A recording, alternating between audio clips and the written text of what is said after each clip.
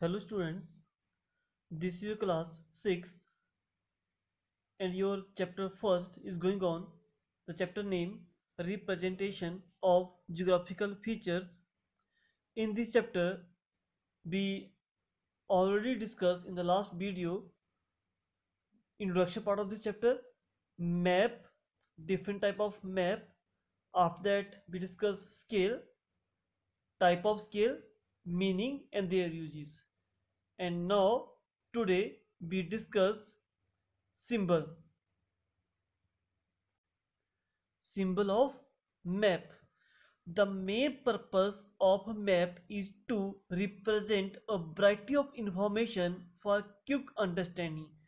The main purpose of map का जो main purpose क्या है कि मीन्स ये डिफरेंट टाइप ऑफ जो इंफॉर्मेशन है, ठीक है, वो हमें प्रोवाइड करवाता है. हम इजीली इसको अंडरस्टैंड कर सकते हैं.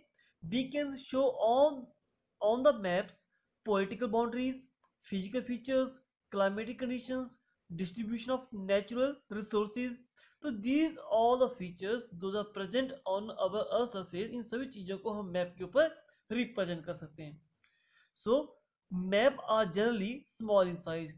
अगर हम मैप को देखें बच्चे तो वो बहुत ही स्मॉल होते हैं. Okay, so it is practically not possible to show many physical or cultural features on a map.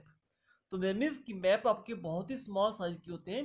सो हमारे अर्थ के ऊपर जो फीचर है उनको practically same it is map के ऊपर ड्रॉ करना है नॉट पॉसिबल. ठीक है, तो उस चीज को अगर हमें शो करना है, हमें different physical features, cultural features या किसी अन्य थिंग्स को अगर मैप के ऊपर शो करना है तो उनको हम with the help of symbol और साइन के थ्रू शो कर सकते हैं. Okay, so the map maker use symbol और sign on a map to show different type of information. Map के ऊपर डिफरेंट टाइप ऑफ इंफॉर्मेशन को शो करने के लिए जो मैप मेकर होता है वो डिफरेंट टाइप ऑफ सिंबल और साइन को यूज करता है. Okay, so they are given in the form of legend और की ऑन अ मैप. और जितने भी सिंबल्स होते हैं उनका मीनिंग क्या होता है वो सारा इंडेक्स में, इसको लेजेंड बोलते हैं या की बोलते हैं, उसमें गिवन होता है.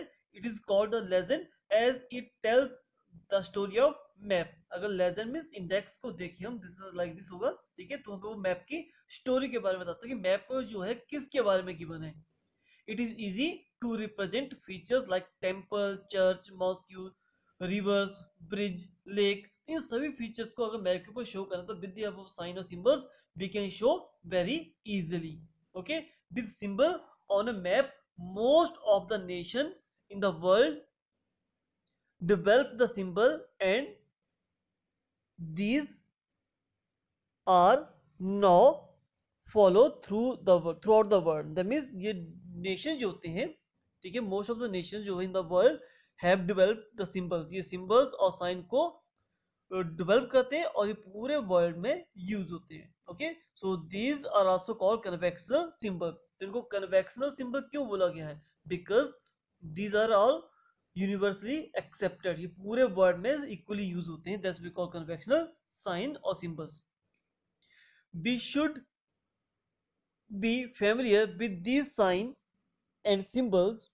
The information given on a map can be understood only by those who have an adequate knowledge of these symbols. That means हमें इन सभी साइन और सिंबल से गो थ्रू होना पड़ेगा, हमें इनको जानना पड़ेगा, क्योंकि कोई भी इंफॉर्मेशन मैप के ऊपर जो गिवन होती है वो बाय द सिंबल्स और साइन के थ्रू होती है. तो दैट मीन्स हम उसको तभी अंडरस्टूड कर सकते हैं जब हमें सिंबल्स की नॉलेज होगी. Okay, so now we start here. Next is river. और रिवर को कैसे रिप्रेजेंट किया जाता है, ठीक है. So the river generally originate from the mountain, either from a glacier or spring. अब स्प्रिंग क्या होता है बेटा? देखो ये बोला जा रहा है कि जो रिवर्स हैं वो मैक्सिमम जो ऑरिजिनेट होती है तो माउंटेन से होंगी या फिर ग्लेशियर से और spring. Spring is a natural flow of ground water. जब अर्थ से पानी बाहर आता है इसको होता है a natural flow of ground water. Okay, इसको स्प्रिंग बोलता है. दैट मींस आपके रिवर जो ऑरिजिनेट होते हैं वो होते हैं माउंटेन से या ग्लेशियर से या स्प्रिंग से. Okay, so the place of origin of river is called source. Suppose करो दिस इज योर माउंटेन ठीक है, ये माउंटेन है, यहाँ आपके ग्लेशियर है, स्नो से कवर है, यहाँ से आपकी रिवर स्टार्ट होगी, ठीक है, और वो फ्लो करती है, ठीक है, प्लेन, और बाकी जाके सी में जाके या ओशन में जाके मीट कर जाती है, ठीक है। तो अब ये बोला है कि जो ऑरिजिनेटिंग पॉइंट ऑफ रिवर होगा, जहां से रिवर ऑरिजिनेट होती है, उस पॉइंट को बोला जाता है source of river, source of river, clear. And the place where the river join the sea or other large water body is called mouth. Or when your river end point of the river means when your river meet with the sea, that point we call mouth of river. Okay, so what is the source of river? The originating point of the river is called source of river. And what is the mouth? The end point of the river where river meet with the sea, ocean या lake, whatever जहां भी आपकी river जो है meet कर रही है, that particular point we call mouth of river.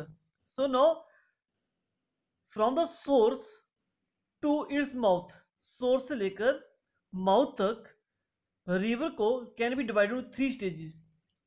Three stages में डिवाइड करते हैं, कहां से? ऑरिजिनेटिंग पॉइंट से लेकर एंड पॉइंट तक, मीन सोर्स से लेकर माउथ तक divided into three.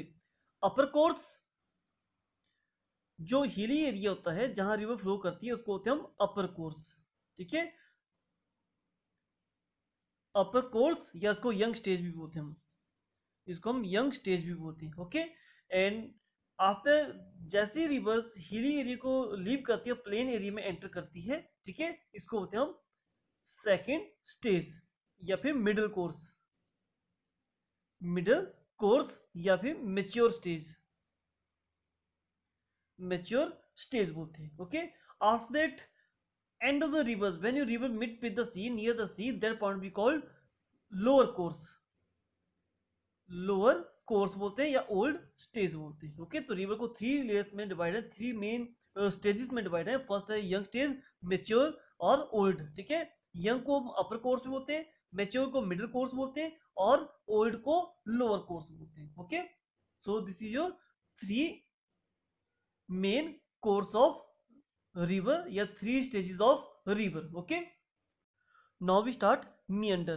The middle course of the river begin when it leave the hilly areas and enter the plain. अब बात हो रही है, ठीक है, सपोज को दिस इज माउंटेन, ठीक है, यहां से रिवर आपकी फ्लो होगी और वो प्लेन एरिया में एंटर की, ठीक है, और आगे आपका क्या है? ओशियन से, ठीक है। अब बोला जा रहा है कि जैसे हिली एरिया को लीव करती है, फर्स्ट स्टेज को छोड़ती है और सेकंड स्टेज में प्लेन एरिया में आती है आपकी रिवर, ठीक है, उसके बारे में बात हो रही है।